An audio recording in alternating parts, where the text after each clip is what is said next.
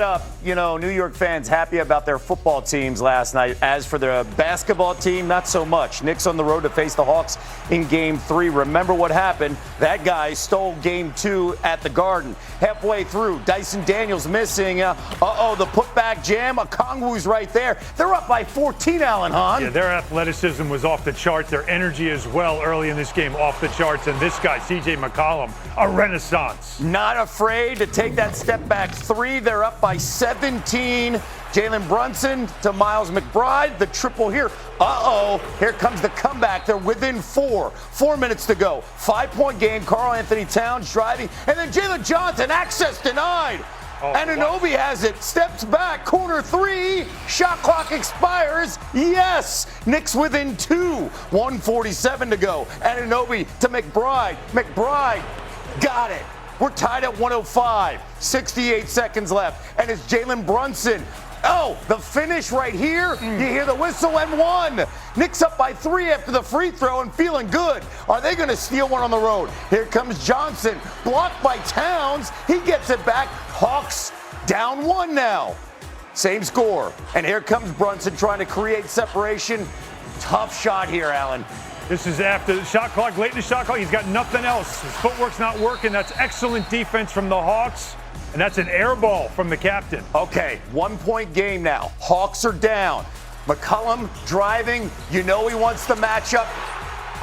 What a great play out of the timeout. This is out of a timeout, an outstanding play. He gets to his right hand. Knicks got to play better defense than that. Ice in his veins, and then 10 seconds left. This is what you want. You got your guy with the ball. Down 1. Look at the defense. And they don't get a shot. No, look at the defense. They converged. Everybody in the gym knew who was taking this shot, right? So everybody went to Brunson, and they took away all options. Suddenly, the conversation is no longer the Hawks stunning the Knicks and stealing one. Now they're in control of the series 2-1 with Game 4 back at home. Let's bring in Monica McNutt as well. Monica, what was your biggest takeaway from this Knicks loss?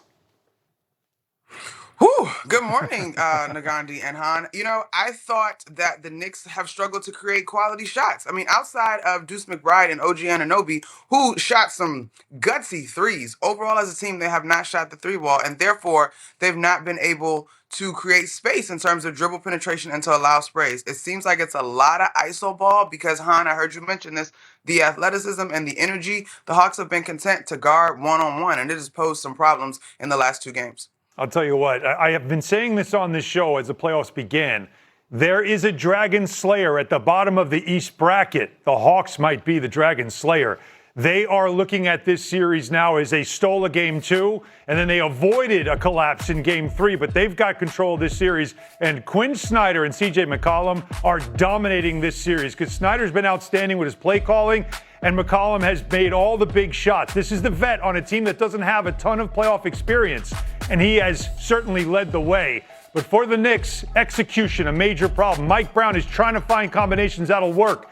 As I said before, everybody knew who was taking this shot. Jalen Brunson, clutch player of the year last year. And the Hawks went around him, converged with tons of length. He had nowhere to go. He threw the ball away, and the Knicks lose this game. And this is now a dangerous place where the Knicks are, a team that thought they could go on a run. Because when you think about a 1-1 playoff series, there has been 274 1-1 series. The winner of Game 3 has won the past 202 times. That's 74% to you and me. Okay, with all that information, I've got to ask you guys this. Monica, are the Knicks in danger of losing this series? Well, I think you look at the numbers, yeah, but you can counter the Game 3 stat with the Game 1 stat. They did win Game 1. Here's the thing, Nagandi. They have to go back to New York with this thing tied up. And I don't think that is something that they are not well aware of. I agree. Snyder's been great on the calls. And what you thought was going to be a difference maker in terms of this team, having the veteran core experience deep into the playoffs compared to the Hawks, basically they've been outmatured, if you will, by CJ McCollum by himself in the last 2 games. Outmatured, that's a strong word. Now, look, you have a Knicks team that has been here before. Yeah. This team, as I also said this before on the show, it's only the Knicks playoffs when it's excruciating. And that's literally what's going on right now.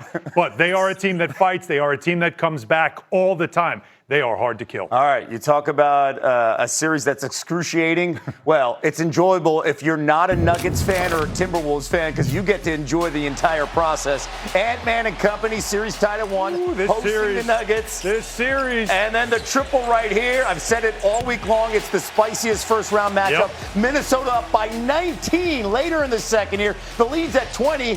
Jaden McDaniels, the block on Christian Brown. Play continues. McDaniels, by the way, he talked a lot of talk, and he backed it up here in Game 3. They don't like each other, but it almost feels like Minnesota doesn't like Denver more, and Denver's like, why are you so mad? It's the first round.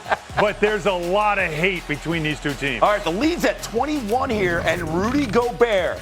Again, this is another storyline against Nikola Jokic. Look at the block on the three-time MVP. This is a great matchup. It's a story we'll talk about in a minute, but he has been a difference maker. Gobert one-on-one with the MVP. Okay, later in the fourth, the emotional top of that building popped off after that. McDaniels in the lane. Oh, the poster slam right there. He told you, bad defenders. Look at the reaction from D-Wade and Candace Parker. Double digits for McDaniels. Minnesota goes on to win 113-96. Your biggest takeaway from what Minnesota did and how they did it? Well, I'm telling you, this is about defense. This is literally what McDaniels was talking about, but it's also about the matchup. A 3-time MVP, a 4-time Defensive Player of the Year. How are you stopping Jokic? Because he's the centerpiece of everything that they do in Denver. He's one-on-one with him in this series, and he has been dominating him the last 2 games. The numbers tell you he's got Jokic shooting 38% from the field. Look at the three-point shooting as well. He is literally the Stifle Tower stifling Jokic. And if you pull up the box score and you look, 27-15, that doesn't tell the story. That doesn't tell the story of what Jokic has been. He had 3 assists. He's frustrated on the floor. Very. And when you look at this, Monica, and the rest of the series, are the Timberwolves in the driver's seat right now? It feels that way, Nagandi, and I keep thinking back to like origin story, right? Like Tim Connelly literally built a team to beat the Nuggets, and it is coming to fruition again, right? Like, and we're still in the era of the league where defense, I think, deserves so much credit, and the Wolves over the Nuggets, especially without Aaron Gordon, are poised to defend. Tim Connelly, former Nuggets general manager, by the way. So he understands the roster buildup and some of these guys, especially the foundational pieces. And right now, the Timberwolves backing up all that talk. Alan. Game 3 against the Hawks and Knicks as this series shifts from New York to Atlanta. CJ McCollum's screen right was the hero in Game 2 for the Hawks. 32 points on 55% shooting. Dyson Daniels, no. Onyeka Okongwu with the putback, cleaning up the mess. That's just a good friend. Second quarter, Hawks up 52-38.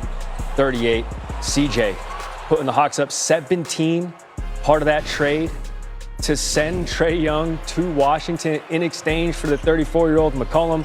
Let's get to the fourth quarter, 7 to play. Karl Anthony Towns driving, blocked by Jalen Johnson. OG Anunoby hits that, though. El Cato Grande driving baseline.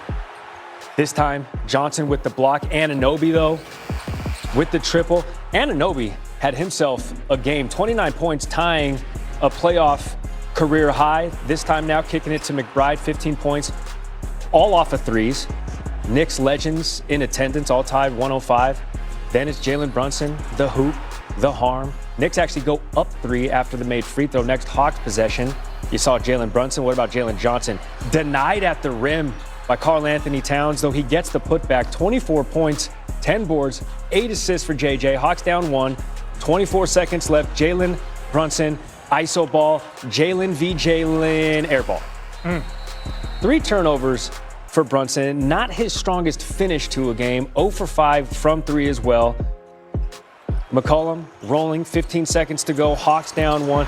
So he hits the go-ahead eventual game winner in Game 2. And with this go-ahead eventual game winner also hold up in back-to-back games for McCollum. Hawks up by 1. But again, the Knicks have an opportunity. JB turnover. Looking for Josh Hart. Instead turns the rock over. Hawks win Game 3, 109-108. They take a 2-1 series lead. They're 9-4 in best of 7 when going up 2-1.